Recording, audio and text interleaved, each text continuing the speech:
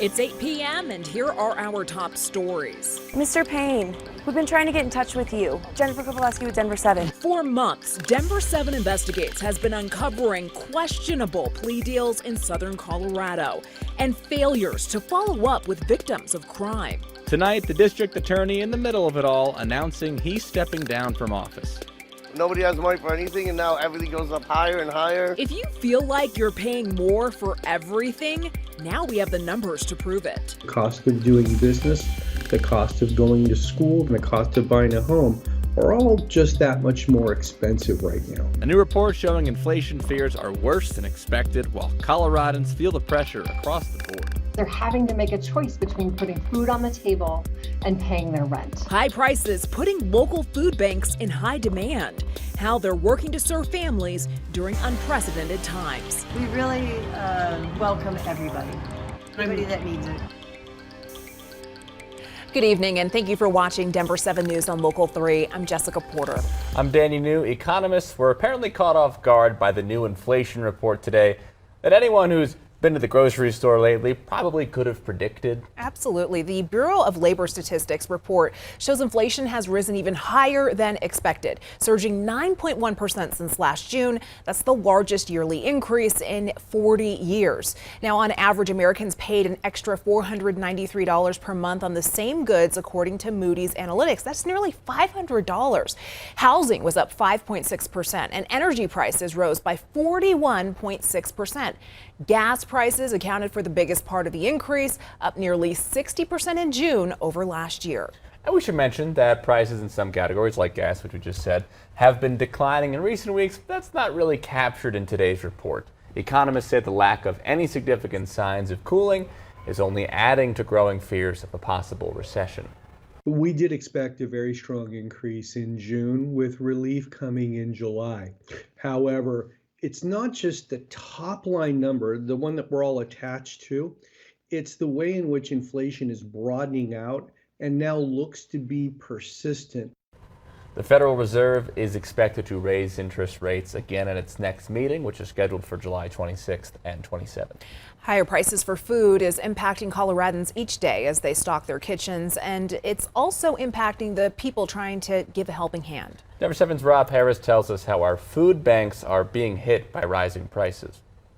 Food banks in the Denver area tell me they're feeling the squeeze of inflation, and they're actually feeling it twice, both in the food and donations coming in, and also in an increase in families coming to them for help. Thank you. Have a great day. We've seen a lot more people come through here. The Food Bank of the Rockies calls them mobile pantries, drive-up sites for families in need to come through and get groceries.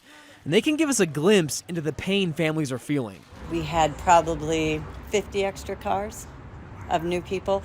And you got to remember that when I say 50 cars, half of them have double families in them, so it's really like 100. Food Bank of the Rockies says it's seen an increase in first-time families to its mobile pantries in particular. Many have steady income, but it's not going as far with higher prices at the grocery store and the gas station. We're hearing again and again that people are in line to receive food, often for the first time in their lives, because they're having to make a choice between putting food on the table and paying their rent. At a time when Food Bank of the Rockies is seeing higher need from families, costs to operate are higher too. CEO Aaron Puller says it's the perfect storm. So we're seeing increased need. Anecdotally, sometimes we're serving 50% more people. And then we're also being hit by our actual reduction in donated food coming to us from manufacturers and retailers and from the USDA. So we're buying more food than ever. And of course, just like you and I as consumers are paying more for food at the grocery store, Food Bank of the Rockies is paying more. It's the same squeeze on both families and providers. But for the volunteers on the front lines, the main goal is to make sure first-time families get what they need and feel no sense of shame. We tell them thank you for coming through, because that's the last thing. We don't want them to feel ashamed of coming through. We've all needed help at some point in our life, every one of us. Food Bank of the Rockies tells me that their costs in food have tripled since before the pandemic. And that's why donations are especially appreciated right now. So if you're in a position to give, we've got a link on thedenverchannel.com. For Denver 7, I'm Rob Harris. Thank you, Robin. Home prices in the metro are still rising, but there are some signs that the market is finally starting to chill a little bit. According to a new report from the Denver Metro Association of Realtors, nearly 18% of the households in the Denver metro area no longer earn the qualifying income compared to last year. Because of this, home sales dropped by 24% in June.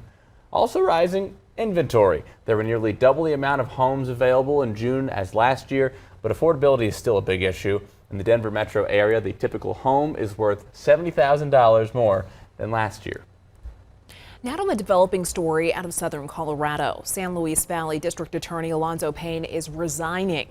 Payne's announcement comes after months of reporting by Denver 7 Investigates, uncovering violations of victims' rights and the law. Tonight, Denver 7 investigator Jennifer Kovaleski continues her reporting. She found out Attorney General Phil Weiser will take over the DA's office there for now. Today, I spoke with the Alamosa city manager. She says this was the best decision DA Payne could have made, and it is saving taxpayers a lot of money. I also spoke with several victims who are relieved to know Attorney General Phil Weiser is taking over their cases. I ran on changing the criminal legal system. I ran on emptying the jails. I intend to do it, and I'm doing it. That was now former District Attorney Alonzo Payne back in May. He was unapologetic about his controversial take on criminal justice reform and challenged city leaders for using taxpayer dollars to launch a recall effort. And I understand their perspective, but I do not agree with their approach to it either. And they are not the district attorney, I am. 2 months later, following a series of Denver 7 investigations, Payne sent this letter to Governor Jared Polis earlier today. A source familiar with the matter provided it to Denver 7 Investigates. In announcing his resignation, Payne wrote, "It is apparent to me that the elite of the San Luis Valley and the judicial activists amongst us do not want to see criminal justice reform enacted." Payne's letter came 24 hours after Colorado's Attorney General found that the DA of the San Luis Valley violated victims' rights multiple times. We've never gotten to this point before. The Attorney General's right. We've been very busy, and there have been some things that we have missed with victims' rights. Attorney General Phil Weiser released a statement tonight on what he expects out of a new district attorney. He says, quote, "Our focus has been to ensure that the DA's office in the 12th Judicial District complies with the law and treats crime victims with respect and dignity. Our action required DA Payne to do just that. Even with a new district attorney, those requirements will continue to apply." Right now, there is no timeline on when that position will be filled. I'm Denver 7 investigative reporter Jennifer Kovaleski. Thank you, Jen. And meanwhile, the state's Suncor energy oil refinery has a past plagued with problems. We know that, but still, their operations have continued. But tonight, members of the public did not mince words while weighing in on the refinery's future. Right now, there is a draft permit written by the state's Air Pollution Control Division for the Suncor refinery that would allow it to increase its toxic pollutants by 90 tons. Now, some environmentalists are urging the state to reconsider and revise the draft plan, but the state's Air Pollution Control Division says the draft includes more stringent requirements for Suncor, like new monitoring and reporting. Today, 2 public comment hearings were held for the plans, and you can look for a full report on that tonight on Denver 7 News at 10. The largest Pepsi facility in the U.S. will be right here in Denver. Pepsi's new manufacturing facility will open near DIA next summer. This new facility will replace the current one in Denver's Rhino neighborhood off Brighton Boulevard. Back in March, Denver City Council approved a $1 million incentive plan for Pepsi to stay in our city. The 1.2 million square foot facility is expected to bring 250 jobs to the area. The FDA has authorized a new COVID-19 shot. Novavax was developed as a protein-based vaccine, which uses protein fragments to teach the body's immune system how to fight off the virus. Well, President Biden has already ordered 3.2 million doses of this new vaccine. However, it still needs a final vote by the CDC and then to be approved by the CDC director. Coming up on Denver 7 News on Local 3. One Colorado family out thousands of dollars after their dream vacation turns into a nightmare. I said, well, that's insane. Like, we have to change this back. And they said, I'm sorry, you're out of luck. A real burner today with temperatures in the high 90s and low 100s. There is a cold front coming. I'll let you know when that's going to arrive. Plus, a chance to walk where the dinosaurs walked. We take you on a trip going back 68 million years. This one, it looked like it sunk in about a foot at least.